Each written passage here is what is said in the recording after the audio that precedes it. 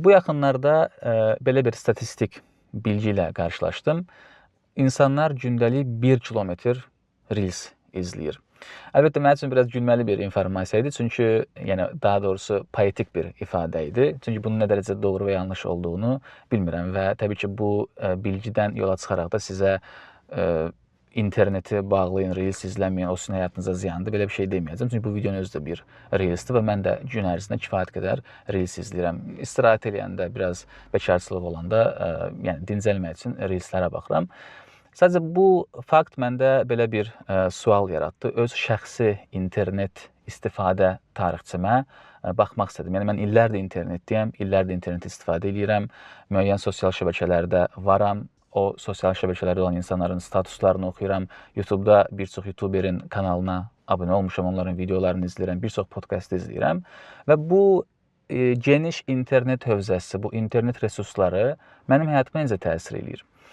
Misal üçün, YouTube'da çox məşhur bir türk YouTuber var, Barış Özcan. Düzdür, son vaxtlar onun videolarını izləyirəm, amma bir vaxtlar mütəmadi videolarını izləyirəm. Çünki olduqca maraqlı montaj effektləri ilə, yəni vizual hekayələşdirmə qabiliyyəti çox yaxşı bir insandır və onun videolarını izləyirdim. Və indi başa düşürəm ki, o insanın videolarından heç nə xatırlamıram. Yəni, o qədər videosu var və o videolardan yola çıxaraq mənim ağlımda heç nə qalmayıb. Tək bir videosu ağlımdadır, o da Coco. Yəni texnikası, belə bir videosu var idi. İngilis dilində danışmaq üçün küçə uşaqlarının texnikasını məsləhət olaraq verirdi. Sadəcə bu, amma mən bu texnikanı həyatımda heç vaxt istifadə etməmişəm və istifadə də etməyəcəm yəqin ki. Yəni dil öyrənmə praktikamda mənim belə bir təşəbbüsüm yoxdur. Sadəcə videonun adı bəlkə biraz daha maraqlı olduğum üçün ağlımda qalıb. Təkcə Barış Özcan deyil və təkcə YouTuberlər deyil, ümumən internet hövzəsində izlədiyim insanlar, statuslarını oxuduğum şəxslər, sosial şəbəkələrdə oxuduğum minlərlə rəy, minlərlə şərh, onların heç biri mənim bu dəqiqə ağlımda deyil. Yəni etiraf etməliyəm ki, bu uzun illər ərzində internet istifadəsində qarşıma çıxan demək olar ki, informasiyanın 99%-i mənim ağlımda qalmayıb, heç şuur altında da qalmayıb və mənim gündəlik həyatıma heç bir xüsusi təsiri yoxdur. Bu məqamda Aldous Huxley ilə George Orwellin əsərlərini xatırlamaq lazımdır. Hər iki müəllifi birləşdirən cəhət onların antiutopik əsər yazmasıdır. Xoşbəxtlikdən hər iki müəllifin əsərləri Azərbaycan dilində var.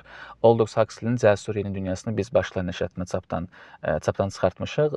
George Orwellin əsərləri də Qanun nəşriyyatında çapdan çıxıb. Hər iki müəllifi birləşdirən cəhət budur ki, onlar cəmiyyətin gələcəkdə necə bir dünyada yaşayacaqlar və biraz da bədvin formada bunun proqnozunu veriblər. Orwell deyirdi ki, gələcəkdə insanlar olduqca totalitar rejimlərdə yaşayacaqlar. Yəni açıq şəkildə informasiya qıt olacaq, açıq şəkildə insanları əziyyət altında, zülm altında saxlayacaqlar və o cür cəmiyyəti o cür böyük qlobal proyekt olaraq cəmiyyəti o cür nəzarətdə saxlayacaqlar. Amma Huxley'nin dünyası tam tərsinədir. Huxley'də dünyada informasiya o qədər boldur ki, zövq o qədər boldur ki, yəni hakimiyyət insanları qıtlıqla yox, bolluqla nəzarətdə saxlayır.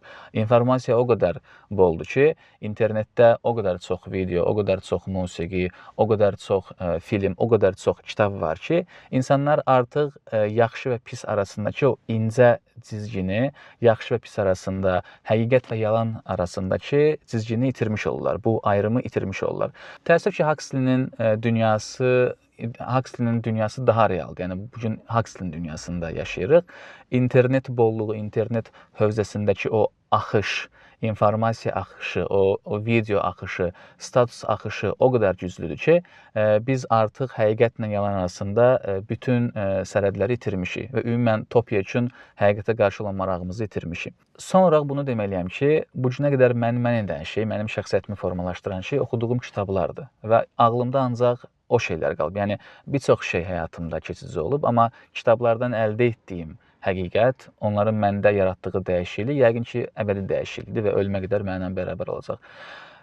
Təbii ki, bir çox kitabı oxumaq yox, amma bir kitabı çox oxumaq bu insanı daha çox dəyişdirir. Bir kitabı oxumaq və ya bir düşüncəni götürmək, onu təkrar düşünmək, onu dostlarla müzakirə etmək, sonra təkrar düşünmək, sonra dostlarla müzakirə etmək, sonra təkrar düşünmək və bu təkrar, bir düşüncənin təkrarı, çox parametrli, sistemli bir kitabdan əldə olunmuş bir düşüncənin təkrarlı şəkildə müzakirəsi və yenidən insanın öz içərisində sərf nəzərdən keçirilməsi insana qalır və o insan oradan nəsə əldə eləyir. Və şəxsi qənaətim budur ki, insanı dəyişdirən ünsur olaraq, element olaraq və ya güc olaraq kitab hələ də öz böyük və təsirli gücünü müasir dünyada qoruyur.